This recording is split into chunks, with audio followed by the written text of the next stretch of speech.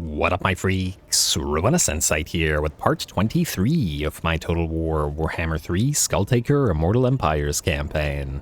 So as we saw last time, Skulltaker faced off against Ungrim Iron Fist, and well, Ungrim proved himself to be a heck of a duelist, though his army was in the end and destroyed and Ungrim brought down by droves of bloodletters. We left the episode off with Volnir Dal under attack by King Pentu and a bunch of armies in tow. I wasn't expecting this last episode, but this is a pleasant surprise as we'll get to fight these guys in the field, which should be pretty darn fun. Skull Reapers and Wrathmongers in great numbers once again against the Tomb Kings. Yo.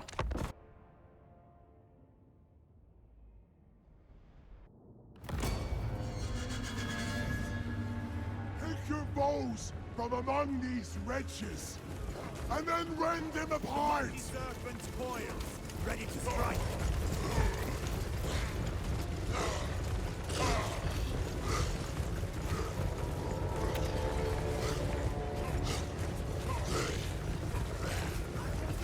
Alright, here we go. Looks like we're in for a very fun fight, and interestingly enough, we'll be sandwiched between the two enemy armies here. Slaanesh may be dead, but the giggles will continue, or Slaanesh's factions are destroyed. Anyway, we are moving towards the enemy in a big old bum rush as we gotta do what we gotta do, and we gotta try to destroy this first army before the second and third armies arrive on the field. As usual, our poor war shrine riding Blood Speaker will be the target of all those enemy range units, but we'll wait on in together with his Wrathmongers and start ripping apart those poor Tomb Guards. Same thing is, of course, repeating itself on every side or across the entire battle line. Wrathmongers and Skull Reapers reaping many a skull from those Tomb Kings.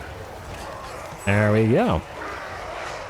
Very, very nice. Looking pretty effective on the flanks here as the Wrathmongers are being led by one of the non-shrine riding cultists. And of course, we still don't have the plus 40 armor we're looking to get in this army by leveling all the cultists to level 20. So this army will get stronger.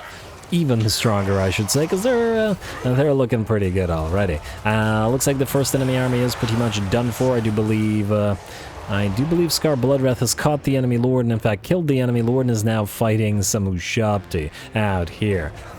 He's basically our lord, hero, and single entity hunter in this army. I'm not so sure that that's the best use for him in the sense that he could probably mince infantry quite well with what he's got, but well, the rest of the army is going to be much worse at doing that sort of thing, and he hits very, very hard, especially when he upgrades or uses his damage abilities, so why not use him like that?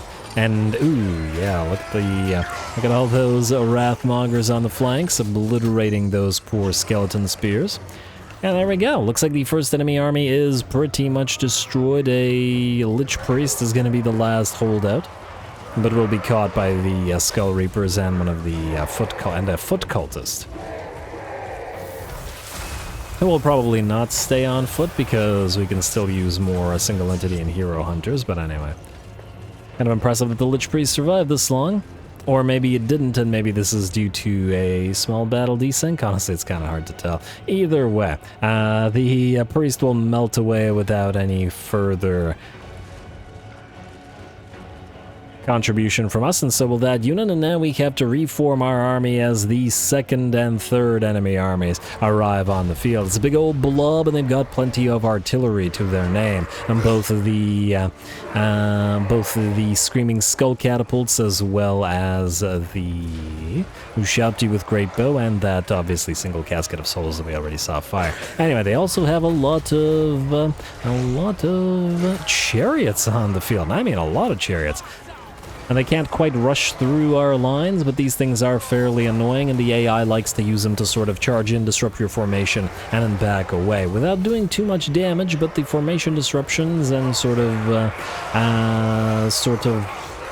unit cohesion disruptions are quite annoying when we try to get towards the enemy artillery, as they're firing on us while we try to close the distance. And of course, there's a lot of melee units as well. Ushabti with Great Bow firing into our blobs of units. It looks like they are trying to target our cultist war shrines, which does make sense. What they'd probably be a little bit more likely to actually until you get kills if they were to target our infantry. Enemy monstrous infantry, Ushabti, as well as those tons of chariots still blocking us off and preventing us from closing the distance with the main enemy stack, which means those Ushabti with a great bow were able to fire, and so are their artillery, all able to continue. Definitely had to be careful. Ooh, nice volley from that Casket of Souls there, especially our Boots of the Hound are quite vulnerable to range fire, so definitely gonna have to be careful there.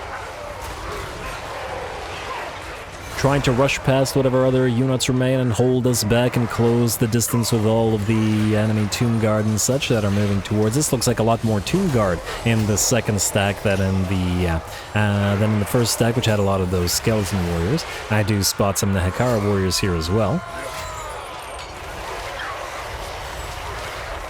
And there's those murderous exhortations coming up from our... The fact that he used it here seems to indicate that there's a desync here as well. Yeah, lots of small desyncs. Interesting. But once again, the desyncs are small enough that they don't seem to change the battle outcome anymore, so that's just fine. As long as it works, I don't mind. And just a big old blob of melee. Nice charge from the chariots, but probably not going to do too much damage. They need more armor piercing, and our Wrathmongers at 132, and our Skull Reapers at 112 armor. Just got to get to that plus 40, and by the time we get the plus 40 armor on them, we'd probably get at least another, I don't know, somewhere between 5 and 15 more armor from all the iron that we're acquiring. So even more armor for everybody. What are the Wrathmongers? They're gonna get like 170, 180 armor by the time we're done with them, which is gonna be pretty insane. Anyway, ooh, by the looks of it, with that, yeah, while it's a desync and it looks like the battle will crash as well. It's been happening, it's been happening a little bit more lately. A bit unfortunate, but we pretty much saw the end of this battle. Folks, sorry, I can't do anything about it. Does look like the battle was ours, and only a few more seconds would have seen the last of the melee units melt away, and then us just kill off the enemy artillery and whatnot. So, it is what it is.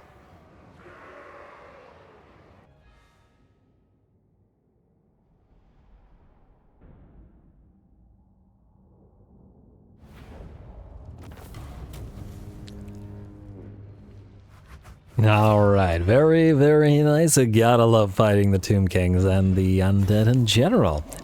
We did take a fair bit of damage during the actual fight. It looks like this one unit of Skull Reapers suffered the most, and it looks like in terms of kills, the Frenzied Reapers, the named unit, the Frenzied Reapers, got the most kills, and probably the most damage by the looks of it. Huh.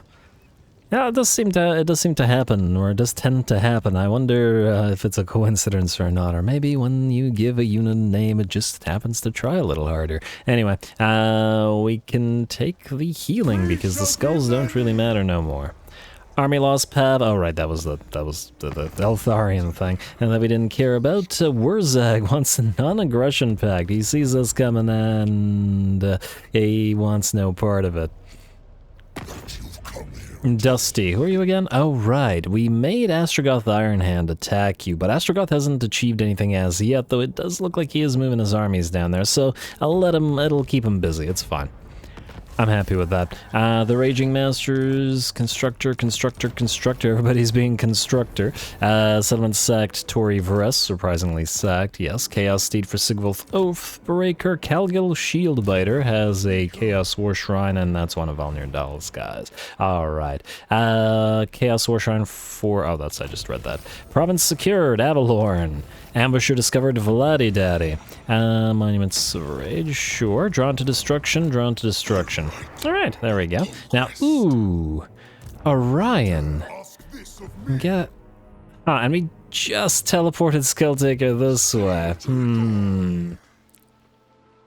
Orion would have been more tempting. What do we have in terms of defenses here? We got some. We obviously can't fight all of the Wood Elf armies, but... Vaul's Anvil might be the better place. I'll have to take a look at this. Let's see what else we got going on right now. We do have to deal with Orion, and the problem with that is... oh, and I guess Eltharion as well. Okay, Kuchar, you're gonna move past Elisele, and you're gonna try to hunt down Eltharion. It looks like he's gonna try to return to Elisele, but I think that shouldn't be too concerning to us. Weakness. Is Eltharion? Looks like he's going northward. I would love... Or Eltharion. Is Orion going northward with 2 armies, eh? I don't have enough armies out here to deal with all of this. So you can deal with Luan Lamoureux, especially since you've dealt with Luan. You are going to set up a cult at... cult over at Khorne. We should also probably try to set up a cult at Conquata. I'm actually curious to see whether Bellicor is actually alive or not. Alright, and... Oh, you gotta be kidding me. They're too far. Ha. Well, that's annoying. Probably gonna sack one of these places. Well, it's what I get for not leaving any defenses on any of them, but once again, we don't really care. Alright, so, we'll ignore that for now. Half-Deer, Nightbane. You have your skull cannons, or at least some of your skull cannons. And those were, I take it, globally recruited? We can't recruit regular skull cannons here, can we? No. We cannot.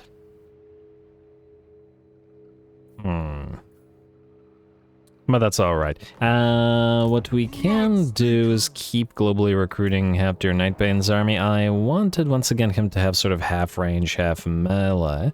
He has 2 Exalted Heroes and he himself on the War Shrine. I'm gonna say a couple less Chaos Knights. Although... Okay, well, let me just see here for a second. I did want to get Chaos Knights into Arbal's army in order to take the place of the Skull... Crushers that he will eventually have. That's going to take a fair few turns still, so I don't necessarily think we need to do that. We can build Chaos Knights here, and wait, did I ever switch to... No. Go for Kill for Khorne. We need to switch this place to recruitment. Speed it up a little bit for Arbal. It does look like we can attack Plains of Zanbaijin, though. Oh, it has that frickin' rotten ramparts, which probably means it'll be a bugged battle. We could try to let them sally out. They have a lot of units there. I wonder if they'd be willing. You know what, go right here. I want to see what the game says about this. Though granted, sitting there in a plagueinated place will probably mean that we'll get plagueinated. I might try it. I'll think about it. Regardless of the probably bugged siege. Anyway, let's take a look at our... Why did Lokir run away? Unbelievable. Gerald Black Raider, you can't unfortunately go past Fuchiao towards Dave's. And we got another defenses to damn moderately increases the health. Alright, you can... Huh. The Crimson Beasts can actually reach those, can they? Alright, I guess what we could do is this. Just to get these guys debuting. Oh, Lokir's right there. No, turn off March Stance. Okay, that was a bad idea. Well, you're in a dangerous position now. We could still have you March Stance and Reinforce, but against Lokir Fellheart, that would be dangerous.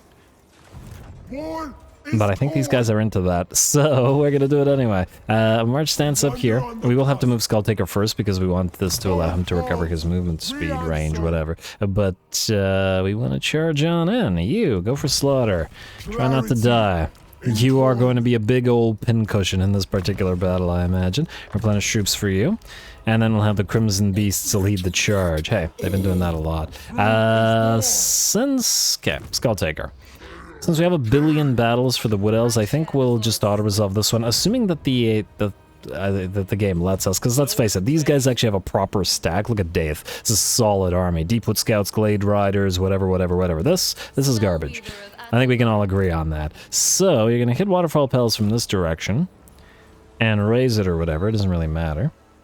And we'll declare war on them. They are allied with Talzin, who we are already at war with, and Vidriok, who we don't care about. Declare war. Yes.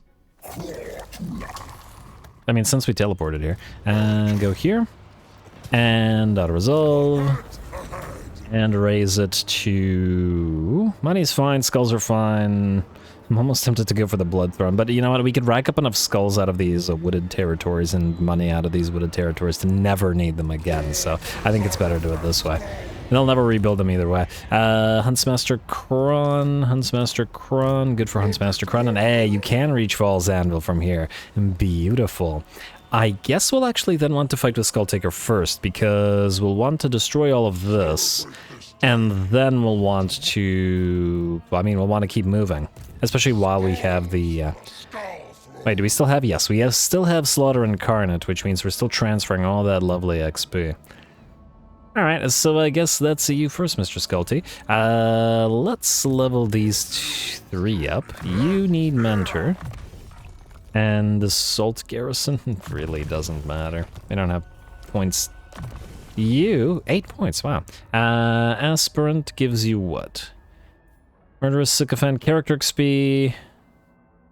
Accompanying Lord, that's not really anything. Men of the Hound doesn't do anything for this particular army, and I guess we'll go with Aspirant. Even though this is also kind of not super useful, but I guess the character XP gain in this particular situation might be helpful. Go for Aspirant. And hard to hit. Enemy hero success chance. Well, you know what? The enemy hero success chance might not be horrible either. Let's get you Deadly Blade into Foe Seeker into Scarred Veteran. More HP, because once again, these guys are going to be a pincushion. You, Exalted Hero, also have 8, and you already have the Chaos Commander and stuff. Let's get you Infernal Champion into Foe Seeker into Blade Shield into Scarred Vet into Deadly Onslaught. Lovely. Alright, next up, you are heading to Vaul's Anvil, and I guess we'll declare war on these guys just like we did before.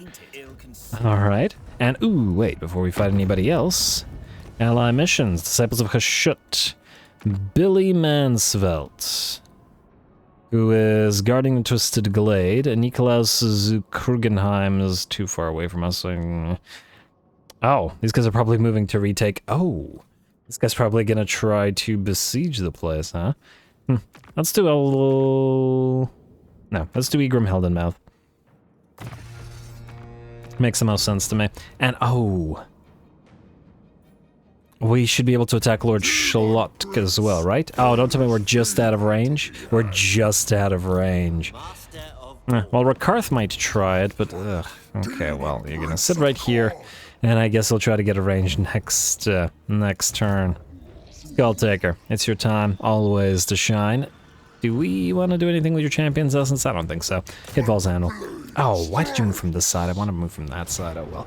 Heroic victory. That's what I like to see. Much stronger garrison and defenders here from Daith. In addition to lots of war dancers. A lot of range. Should be fun. Go.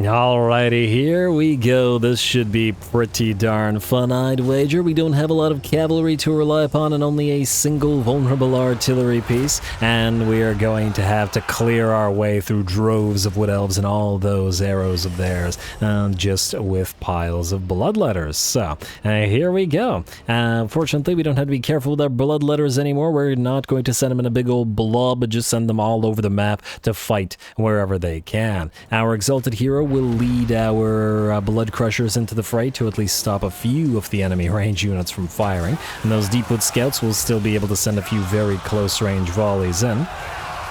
But we'll run through them. We don't even necessarily have to deal damage or engage them all that much, just sort of disrupt them while the Bloodletters close the distance. And close the distance they shall as the Bloodletters are approaching from various angles. Looks like one of them has already found a unit of Deepwood Scouts and obliterated them, while the rest march forward. Looks like the enemy has blocked off the Hellforged Bellowers with a unit of Treekin, and Skulltaker is surrounded by war dancers. Well, those are all probably somewhat worthy skulls for him to take, even as he tries to close the distance with Findal, but just doesn't have the mass to do it. Or Daith, rather, and doesn't have the mass to do it.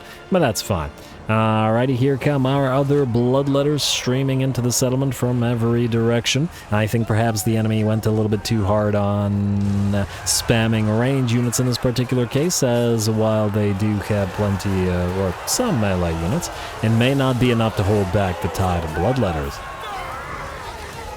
They do have a few locations where they've got a good combo going. Here's some Eternal Guard, War Dancers, and Treekin all together. They're going to be able to hold back the tide for quite the while, and we need to send some Blood Reapers to help them buff ourselves and debuff the enemy with those Helms of Discord. Alright. And I like that our army is able to separate itself. Lots of action going on, though I guess the minor issue with it is, well, it can't look everywhere at once. But I suppose being a sort of a relatively similar army in the sense that it doesn't have too many different unit types, the battle is sort of repeating itself in various locations. Anyway, War Dancers are now working with the Branch Wraith and some Eternal Guard to hold off the Hellforged Coast, as well as some of our other Bloodletters. Solid matchup between them and the Treekin and the Branch Wraith as well. And of course, these units are all being held back while Skulltaker continues to attempt to hunt the enemy lords and heroes. He did hack his way through a few units. I think he killed off a unit of Wild Riders while trying to get to Dave. And I'm sure he'll take a few more skulls on his way. Great job to the War Dancers for holding back the tide, but it looks like they're down to about... What? Wait. War Dancers are... War Dancers are tier 2? War Dancers are tier 2. No. That's a bit odd. Huh, okay, maybe I'm just too used to SFO, but also from a loreful perspective, how are War Dancers... Are Eternal Guard also tier 2? These are War Dancers with Ezreal Spears. Deepwood Scouts are tier 3. Where are the Eternal Guard? Yeah, Eternal Guard are also tier 2. You're telling me that they're the same tier with War Dan. Okay. I'm gonna have to disagree there a little bit. But anyway.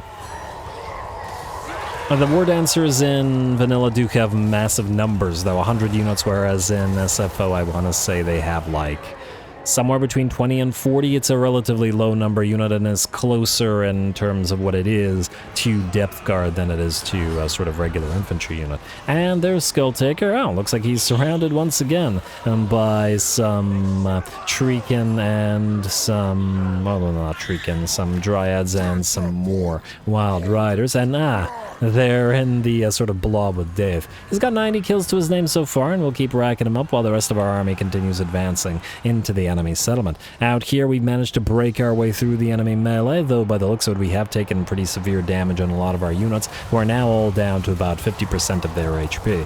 Just gotta keep these units from running and run them down instead, rather than letting them fire at us as they move away.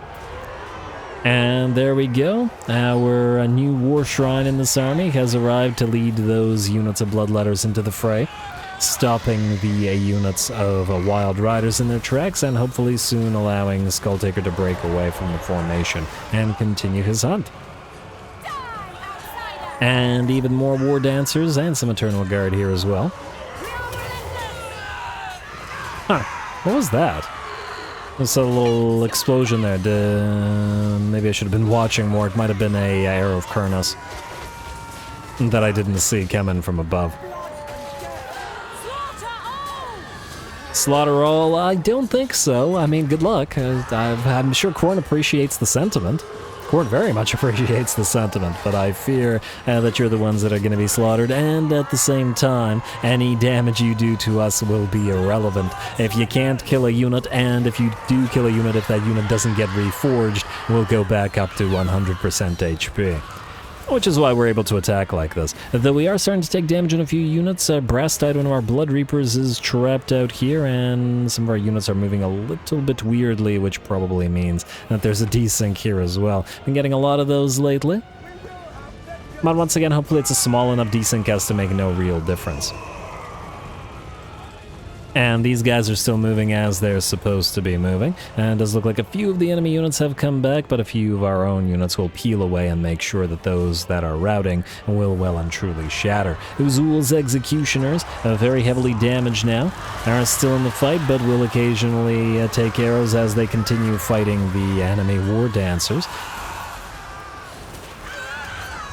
And we are certainly outnumbered here, especially where the Uzul's Executioners are fighting, though it does look like our own reinforcements are here at last. Certainly needed, as these guys are down to 38 units and a sliver of HP, down to 10% or so. The bounce power, however, is at about 70% in our favor. Aha! Skulltaker has found himself a kill, as he has caught Death, and will continue chasing him down until he is executed. That said, the enemy reinforcements continue moving onto the field and providing more War Dancers to defend against our droves of Bloodletters. And it's a kind of interesting matchup. I guess all of our armor-piercing, our vaunted great swords, our armor-piercing are wasted on those war dancers. But at the same time, I suppose they expect our bloodletters to not have any armor themselves, really, and that's very much not the case anymore. And there we go with that. The battle is ours. The desync will make it seem that the battle ended a little bit earlier, but the rest of the enemy army will shatter, and with the lords having been taken by Skulltaker, or their skulls having been taken by Skulltaker, the battle's ours. Lovely. A really fun fight, and I'm hoping we can get one of these big old wood elf fights as a field battle as well. I'd be very interested to see how the AI handles, or how we can handle our bloodletters not being able to catch massive numbers of range units, considering we probably can't run them down easily when they have a lot of space to run away to.